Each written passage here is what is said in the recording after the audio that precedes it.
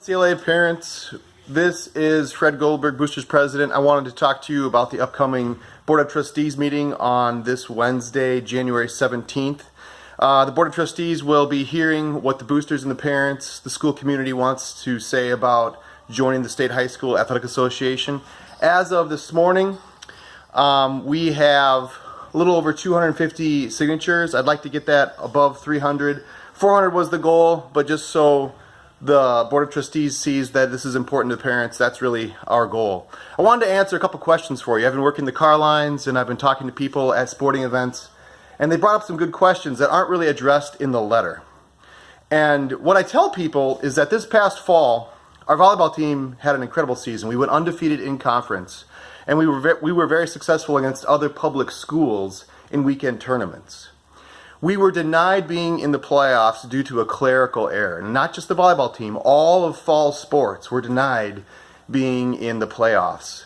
Now, that was extremely frustrating because the association, the CCC, did not follow their own bylaws and rules with excluding us from the playoffs. And the school could consider doing more about that, but you have to understand there was winter sports and spring sports that could be jeopardized if we went further with our complaint against the conference. So we don't want that ever to happen again. So we're asking that we join a different conference. That's one of the big pushes. Now, that's not the only reason, of course. The other ones are that it would be a better chance of keeping our families who are considering leaving the school for other opportunities for their students. They may want to go to a Glen or an East in a bigger program and bigger exposure. If we join the state association, we'll have a better chance of keeping those families. It will be better exposure for our students and our school if we join the state association, and there will be better competition.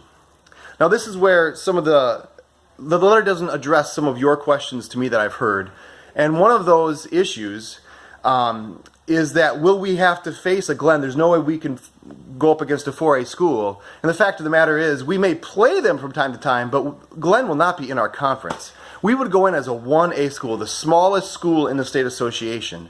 So that really isn't a concern. The other concern that some people have had is that, do we have the money to do this? Will we have to expend money to join the state association when there's so many other things to worry about? And that really isn't our concern. The Board of Trustees and the administration are very keenly aware of what we need to spend money on.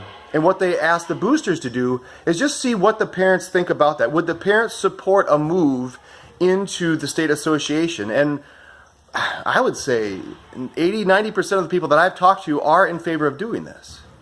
Some of the other concerns that people have had are gate fees. There are some mandatory expenses that go in with joining the state association.